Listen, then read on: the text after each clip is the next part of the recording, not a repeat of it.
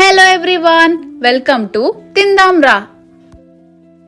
హెల్దీగా టేస్టీగా కొబ్బరి బూరెలు ఎలా తయారు చేయాలో చూద్దాం రండి. మా వీడియోస్ని మీరు తప్పనిసరిగా లైక్ చేయండి, షేర్ చేయండి, సబ్స్క్రైబ్ చేయండి, పక్కన బెల్ ఐకాన్ క్లిక్ చేయండి. ఈ కొబ్బరి బూరెలు చేసుకునేటప్పుడు ఒక రోజు ముందుగానే బియ్యం నానబెట్టుకోవాలండి. బియ్యం అంతటిని నీడలో బాగా ఆరబెట్టుకోవాలి. తర్వాత బియ్యం మిక్సీ పట్టుకోవాలి. ఎక్కువ బియ్యం అయితే కనుక మరపట్టించుకోవాలి. ఇలా మిక్సీ పట్టిన బియ్యం పిండిని జల్లించుకోవాలి. 2-3 సార్లు పైన జల్లించుకోవడం వల్ల పిండి మెత్తగా వస్తుంది. కొబ్బరి బూరెలు చేసినప్పుడు విడిపోకుండా చక్కగా వస్తుందండి. పిండి కొంచెం జల్లించిన తర్వాత చేతితో గట్టిగా నొక్కుకోవాలి. దీనివల్ల పిండి ఆరిపోకుండా ఉంటుంది. పిండి అంతా జల్లించిన తర్వాత గట్టిగా ఇలా అదుముకుని పైన ఒక ప్లేట్ వేసి పెట్టుకోవాలి, లేదా తడి క్లాత్ కూడా వేసుకోవచ్చు. స్టవ్ పైన ఒక దళసరి కడాయి పెట్టుకోవాలి. ఒక బౌల్ నుండిగా బెల్లం తీసుకోవాలి. ఏ బౌల్తో బెల్లం తీసుకున్నామో దాంతో పిండి కొలుచుకోవాలండి. మనం తీసుకున్న బౌల్లోనే ఒక పావు బౌలు వాటర్ పోసుకోవాలి. పాకము కదుపుకుంటూ మరిగించుకోవాలి. పాకం అయింది లేదో ఒకసారి చెక్ చేసుకోవాలండి.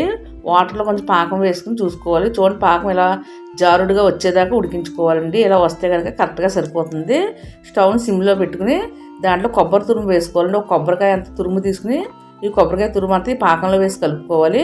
అలాగే టేస్టీగా ఉండడం కోసం అయితే ఇక్కడ నేను నువ్వులు వేసుకుంటున్నాను.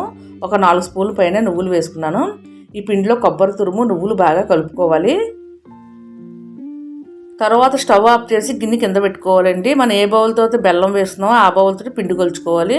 ఈ పాకంలో కొంచెం యాలకుల పొడి వేసుకోవాలి. యాలకుల పొడి అంతా ఈ పాకంలో బాగా కలిసేలా కలుపుకోవాలి. పాకంలో కొంచెం కొంచెం పిండి వేసుకుంటూ కలుపుకోవాలి. ముందుగా ఒక బౌల్ నిండుగా పిండి వేసి కలుపుకుంటున్నాను. దీనివల్ల ఉండలు కట్టకుండా ఉంటుంది. పిండి అంతా ఒకసారి వేస్తే కనుక ఉండలు కడుతుంది. తర్వాత మరొక బౌల్ వేసుకుని కలుపుకుంటున్నాను. మనం ఏ బౌల్తో బెల్లం కొలుసుకున్నామో అదే బౌల్తో పిండి కొలుచుకోవాలండి. ముందు 2 బౌల్ పిండి వేసి పాకంలో వేసి బాగా కలుపుకుంటున్నాను. పిండి అంతా ఒకేసారి వేయకుండా కొంచెం కొంచెం చూసుకుంటూ వేయాలండి. దీనివల్ల పిండి చక్కగా కలుస్తుంది, ఉండలు లేకుండా. ఇక్కడ నాకు 3 బౌల్న్నర పిండి పట్టింది.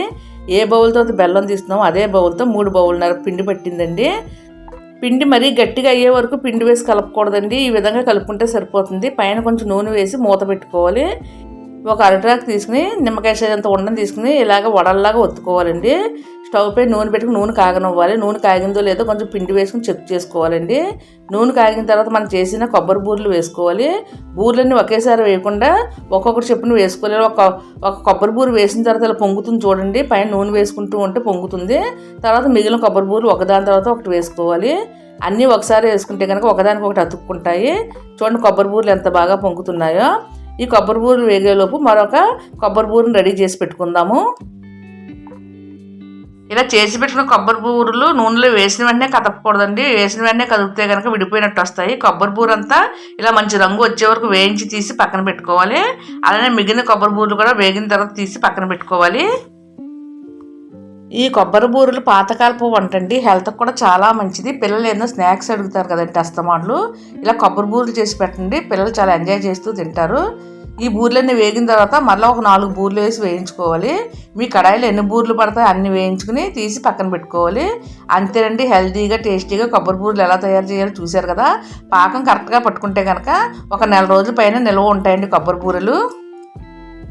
చూడండి కొబ్బరి బూరెలు ఎంత కలర్ఫుల్గా ఉన్నాయో చూస్తూనే తినేనిపించేస్తుంది కదా. చాలా బాగుంటాయండి, హెల్త్కి కూడా మంచిది. ఈ విధంగానే మీరు కూడా కొబ్బరి బూరెలు తయారు చేసుకోండి. ఒక 1 రోజుల పాటు నిల్వ కూడా ఉంటాయి. ఈ కొబ్బరి బూరెల రెసిపీ కనుక మీకు నచ్చినట్లయితే మా వీడియోని తప్పనిసరిగా మీరు లైక్ చేయండి, షేర్ చేయండి, సబ్స్క్రైబ్ చేయండి. Thank you.